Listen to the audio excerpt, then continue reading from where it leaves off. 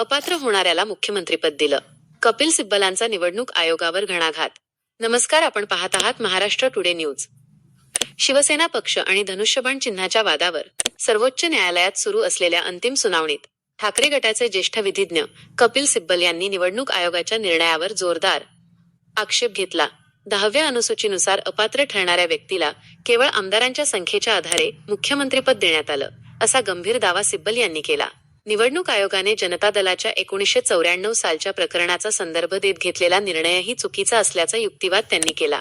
एकनाथ शिंदे यांच्या बंडानंतर शिवसेनेत फूट पडली आणि त्यानंतर निवडणूक आयोगाने शिवसेना पक्षाचं नाव आणि धनुष्यबाण चिन्ह शिंदे गटाला दिलं. या निर्णयाला उद्धव ठाकरे गटाने सर्वोच्च न्यायालयात आव्हान दिलं आहे.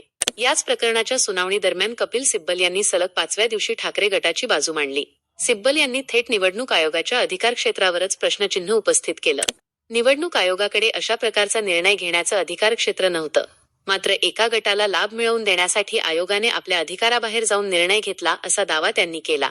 तसंच एकनाथ शिंदे यांना केवळ आमदारांच्या संख्येच्या आधारे मुख्यमंत्रीपद देण्यात आलं. मात्र 10व्या अनुसूचीनुसार संबंधित आमदार अपात्र ठरू शकतात, असा युक्तिवाद सिब्बल यांनी केला. 2018च्या पक्षघटनेवरही सिब्बलांचा सवाल. एकनाथ शिंदे यांनी 2018ची शिवसेना पक्षघटना मान्य नसल्याचा दावा नंतर केला. मात्र याच पक्षघटनेच्या आधारे ते आमदार आणि मंत्री झाले होते. मग त्यावेळी त्यांनी आक्षेप का घेतला नाही, असा सवाल कपिल सिब्बल यांनी उपस्थित केला. शिंदे यांनी स्वतःची वेगळी कार्यकारिणी कोणत्या अधिकाराच्या आधारे जाहीर केली, याचं स्पष्टीकरणही आवश्यक असल्याचं त्यांनी न्यायालयात सांगितलं. निवडणूक आयोगाने शिवसेना प्रकरणात जनता दलाच्या 1994 सालच्या वादाचा संदर्भ दिला.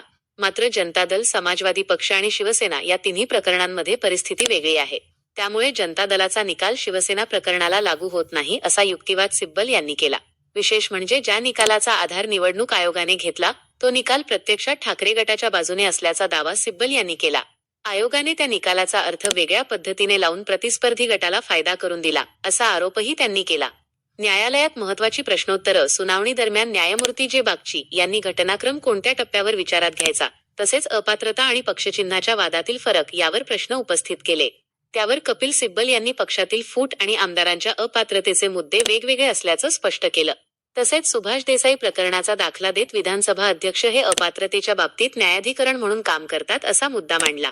सिब्बल यांनी पुढे कायद्याचं राज्य आणि लोकशाहीचं रक्षण करण्याची जबाबदारी न्यायालयाची आहे, असं सांगत या प्रकरणात घटनात्मक तत्त्व स्पष्ट करण्याची संधी सर्वोच्च न्यायालयासमोर असल्याचं नमूद केलं. दरम्यान न्यायालयाने पक्षचिन्हाचा प्रश्न आणि आमदारांच्या अपात्रतेचा प्रश्न यातील कायदेशीर फरकावरही चर्चा केली. आता या संपूर्ण प्रकरणात सर्वोच्च न्यायालय निवडणूक आयोगाच्या निर्णयाकडे कोणत्या दृष्टिकोनातून पाहतं आणि शिवसेना पक्ष व धनुष्यबाण चिन्हाबाबत अंतिम निर्णय काय येतो, याकडे महाराष्ट्रासह संपूर्ण देशाचं लक्ष लागलं आहे. व्हिडिओ आवडल्यास लाईक, कमेंट तसेच चॅनलला सबस्क्राईब करा. धन्यवाद.